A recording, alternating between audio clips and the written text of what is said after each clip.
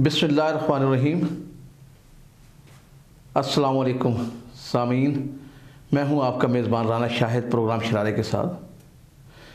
رونا ایک ہی ہے، مسئلہ ایک ہی ہے کہ عام آدمی کی مشکلات میں اضافہ ہو رہا ہے۔ عام آدمی کے لیے جو ہے زندگی کا جینا مشکل ترین بنا دیا گیا ہے۔ چودھری شجاعت حسین پاکستان کی سیاست کا ایک بہت بڑا نام ہے اور بہت زیرک سیاستدان ہے۔ میرے خیال میں پچھلے ایک سال سے انہوں نے کوئی بات نہیں کی سیاست کے بارے میں، لیکن 3 دن پہلے جو الفاظ انہوں نے اس ملک کے عام آدمی کے بارے میں کہے، تنخواہ دار طبقے کے بارے میں کہے، وہ سب کے لیے الارمنگ ہے۔ سب کے لیے اس میں ایک سوچنے کا جو ہے وقت ہے۔ ایک پیغام ہے جو شجاعت نے کہا کہ اس مرتبہ انقلاب جو ہے وہ تنخواہ دار طبقہ لے کر آئے گا، کیونکہ تنخواہ دار طبقہ اس وقت جو غربت کی چکی میں پھنسا ہے، جن مشکلات کو وہ دیکھ رہے ہیں، یعنی تنخواہوں میں اور خرچ میں جو 1 اور 3 کا جو آپس میں ڈفرینس آ گیا ہے، اس کے لیے سروائیول بہت مشکل ہو گئی۔ ایک عام آدمی کے لیے جینا بہت مشکل ہو گیا۔ پاکستان میں انقلاب کی بات کرنا وہ ایک فالتو اور زائد بات تصور کی جاتی ہے، اور حقیقت بھی ایسی ہی ہے کہ جس معاشرے میں روٹی کا مسئلہ نہ ہو وہاں پر انقلاب نہیں آ سکتا۔ یہ بات طے شدہ ہے۔ پاکستان میں چونکہ 70% لوگوں کا ذریعہ معاش وہ زراعت سے وابستہ ہے، تو انہیں بالواسطہ طور پر یا بلا واسطہ طور پر گندم ملتی ہے، چاول ملتا ہے، انہیں دال اور سبزی ملتی ہے، تو اس لیے عام آدمی جو ہے وہ اس سے متاثر نہیں ہوتا۔ پاکستان کی 70% جو آبادی ہے وہ اس سے براہ راست متاثر نہیں ہوتی، اور اس ملک کا کاروباری بھی جو ہے وہ قطعاً متاثر نہیں ہے۔ حتیٰ کہ کرونا کے اندر یعنی کاروبار بند ہوئے ہیں، تباہ ہوئے ہیں، لیکن بین الاقوامی سروے بھی یہی ہے اور ملکی رپورٹس بھی یہی ہے کہ کاروباری لوگوں نے بے پناہ پیسہ کمایا ہے، اور اپنی قیمت پر کمایا ہے، اپنی خواہش کے مطابق کمایا ہے، جو وہ چاہتے تھے اتنا پیسہ کمایا ہے۔ لیکن اگر کہیں پہ تباہی بربادی ہوئی ہے، اگر کوئی شخص کاروبار سے محروم ہوا ہے، اگر کوئی شخص نوکری سے محروم ہوا ہے، یا کسی نے خودکشی کی ہے، تو وہ ایک عام آدمی تھا، ایک تنخواہ دار تھا۔ اور چودھری شجاعت نے بالکل درست نشاندہی کی ہے کہ عام آدمی کا حالات بدلنا ہوگا۔ لیکن یہاں پہ ہمارے ملک میں کیا بحث جاری ہے؟ یہاں پر عام آدمی کے متعلق تو بات کی نہیں جا رہی۔ یہاں پر تو ہمیں 4 کے چکر میں ڈالا جا رہا ہے۔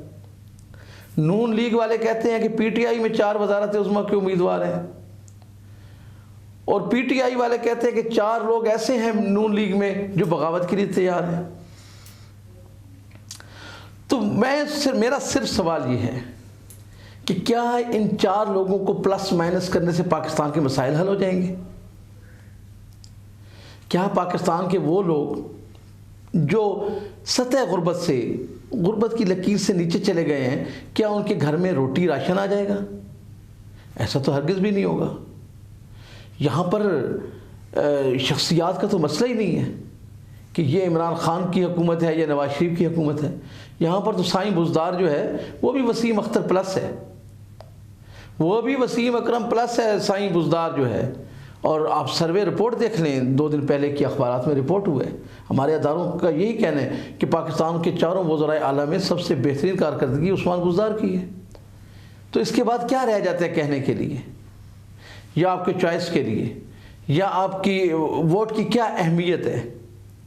اہمیت تو یہ ہے کہ اس ملک کا عام آدمی وہ کن حالات سے گزر رہے ہیں، اور اس کے لیے ہمارے ادارے کیا کر رہے ہیں، ہماری حکومت کیا کر رہی ہے۔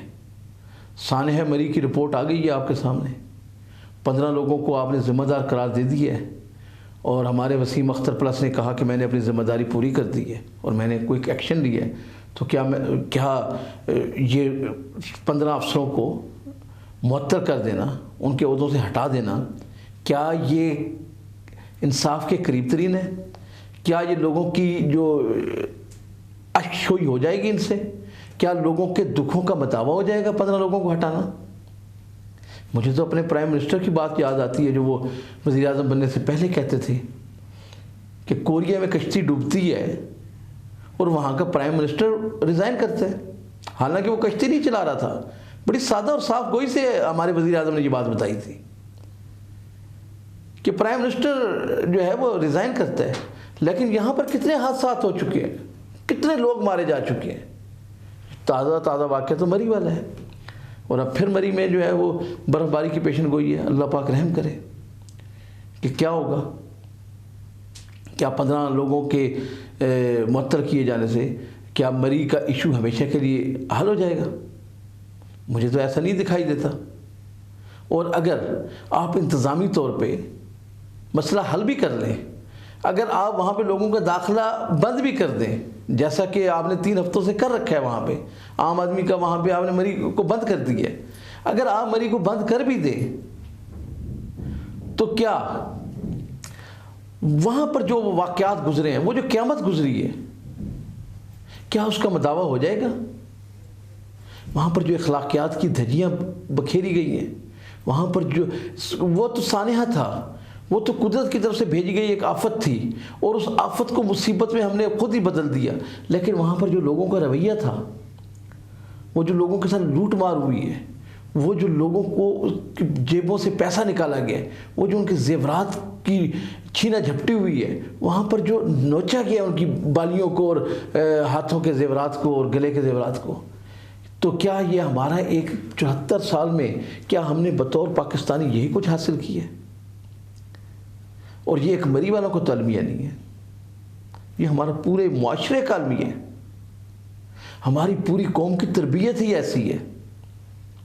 تو آج جو پاکستان کو ریاست مدینہ کی بات کرتے ہیں، یہاں پر اخلاقیات کی بات کرتے ہیں، اور اس سے پہلے اور اس سے پہلے اور سب سے پہلے یعنی 74 سالوں میں جو کچھ ہوا، تو کیا ہم نے اپنے آپ کو بطور قوم کہیں پہ ثابت کیا ہے؟ یہ تو ایک ہجوم ہے، ایک ریوڑ ہے. یہاں پر کسی کی کوئی سنوائی نہیں ہے، جس کی لاٹھی اس کی بھینس ہے. یہاں پر کوئی عدالتی نظام نہیں ہے، کوئی قانون کا نظام نہیں ہے. اور عثمان مرزا کا اسلام آباد والا جو کیس ہے، اس کی سب سے بڑی مثال ہے، سب سے بڑی مثال کہ ایک ایسا واقعہ جس کی ویڈیوز وائرل ہوئی، جس کو جو ہے میڈیا میں بھرپور طریقے سے دکھایا گیا، جس کی شناخت جو ہے اس لڑکی نے کی، جس جو وکٹم تھی اس کی، اور وہ نہ جانے کس کے ڈر کی وجہ سے، کس کے خوف کی وجہ سے، اس پہ وہ کون سی توپ اس کے گلے پہ رکھی گئی ہے، اس کو کس چیز سے دھمکایا گیا ہے کہ وہ ملزموں کو پہچاننے سے انکار کر دیتی ہے. اور پھر وہ بڑی سادگی سے یہ بھی کہتی ہے کہ ایک عورت کے ساتھ ساتھ چہرے ہوتے ہیں، ہر انسان کے جو ہے وہ اللہ تعالیٰ نے بنائے ہیں ساتھ ساتھ چہرے. یعنی عجیب و غریب منطقیں اور دلیلیں پیش کی جا رہی ہیں. تو کیا یہ ہمارا معاشرہ ہے؟ کیا ہم اس معاشرے میں سروائیول کے قابل ہیں؟ میرا تو جو ہے ہر مرتبہ جواب نفی میں ہے کہ جب تک ہم بحیثیت قوم ہم کوئی ڈائلاگ نہیں کرتے، ہم کسی نتیجے پہ نہیں پہنچتے، ہم اپنے معاشرے کی بہتر تشکیل نہیں کرتے، اس وقت تک یہ تمام چیزیں بیکار ہیں. آپ 15 افسروں کو سسپینڈ کر دیں، یا آپ اس ملک کے اندر مہنگائی کا طوفان روکنے کے لیے کوئی بھی نسخہ لے آئیں، کچھ بھی نہیں ہوگا. کیونکہ اس ملک کے اندر امیر امیر تر ہوگا، غریب غریب تر ہوگا. آج جو عالمی منڈی میں تیل کی قیمت ہے وہ 85 روپے، $85 جو ہے وہ رپورٹ ہوئی ہے، اور بتایا جا رہا ہے کہ یہ $100 تک جائے گی. اس کے بعد مہنگائی کہاں ہوگی؟ اس میں عام آدمی کہاں جائے گا؟ اگر یہاں پر ہمارے حکمرانوں نے درست فیصلے نہ کیے،